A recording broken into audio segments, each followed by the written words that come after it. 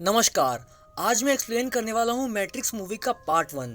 अगर इस वीडियो पे 100 लाइक्स आया तो मैं इस मूवी के सारे पार्ट्स को एक्सप्लेन करूँगा। तो आइए मूवी एक्सप्लेनेशन स्टार्ट करते हैं।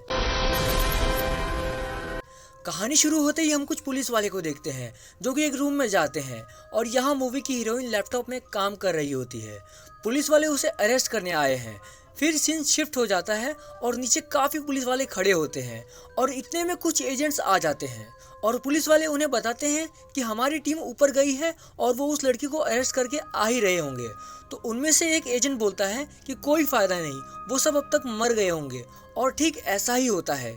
फिर सीन ऊपर की तरफ शिफ्ट किया जाता है और हम फिल्म की हीरोइन ट्रिनिटी को देखते हैं जो कि इन पुलिस वाले को एक्शन स्टाइल में मार देती है।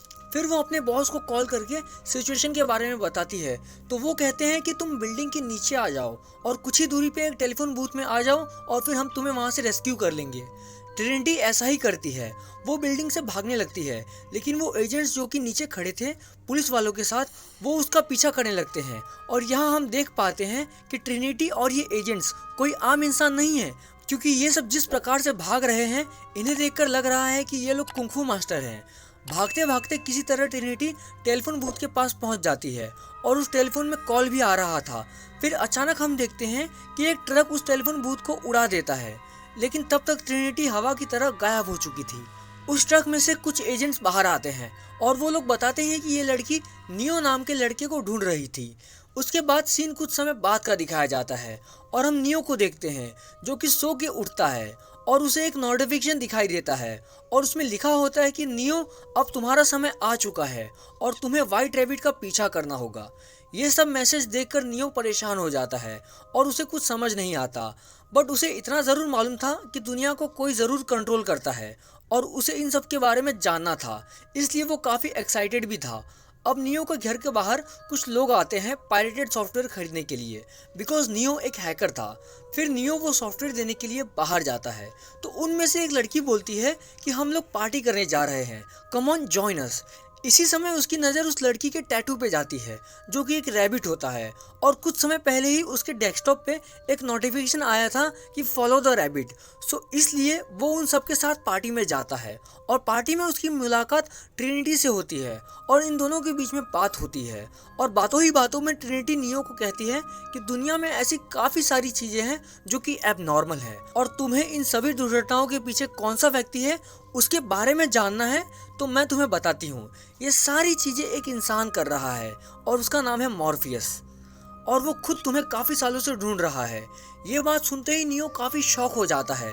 उसके बाद ट्रिनिटी उससे कहती है कि अभी मुझे यहाँ से जाना होगा क्योंकि कुछ लोग मुझ पर नज़र रख रहे हैं। अब सीन शिफ्ट हो जाता है और अगले दिन हम नियो को उसके ऑफिस में देखते हैं। वहाँ उसे एक आदमी एक पार्सल देकर जाता है। उसमें एक फ़ोन होता है और उस फ़ोन में से आवाज़ आता है। तो नियो पूछता है कि तुम कौन हो, तो वो बोलता है कि मॉर्फियस।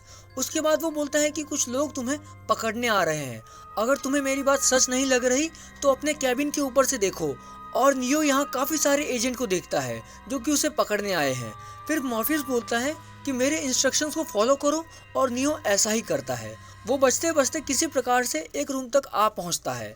अब मॉर्फियस बोलता है कि तुम इस बिल्डिंग से कूदकर दूसरे बिल्डिंग में चले जाओ, बट नियो बोलता है कि ये पॉसिबल नहीं है, अगर मैं कूदा तो मैं मर जाऊंगा।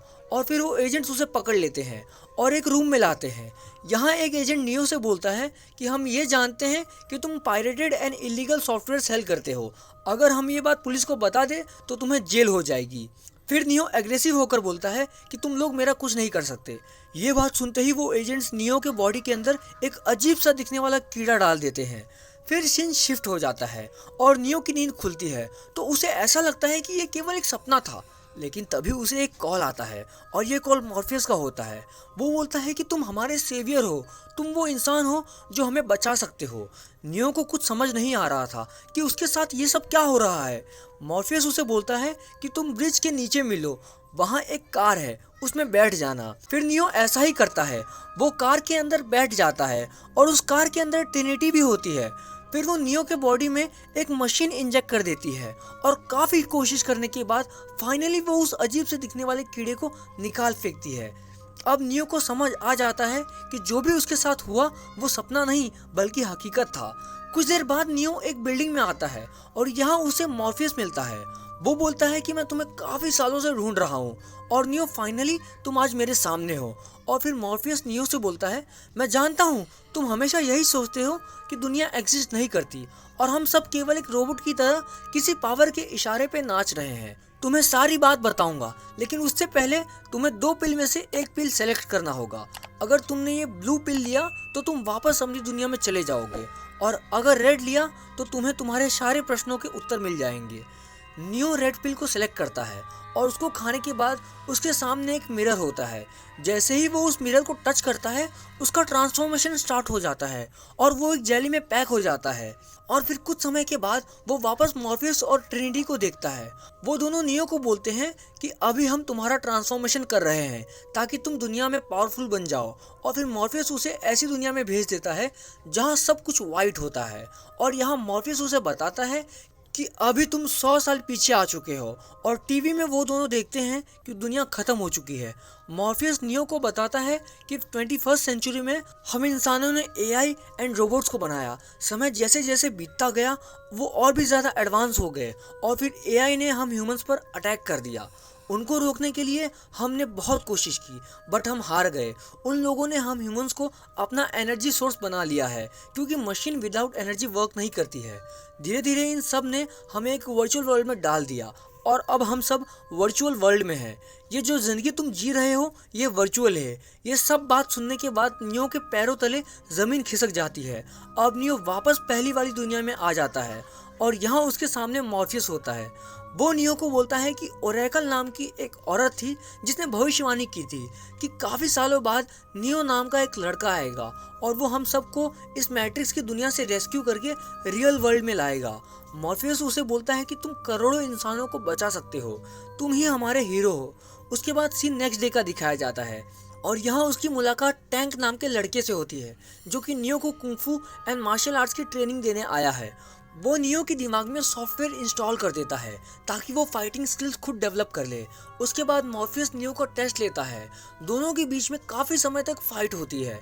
नियो फर्स्ट टाइम मॉर्फियस से लड़ रहा होता है और वो उसे काफ़ी शानदार टक्कर देता है।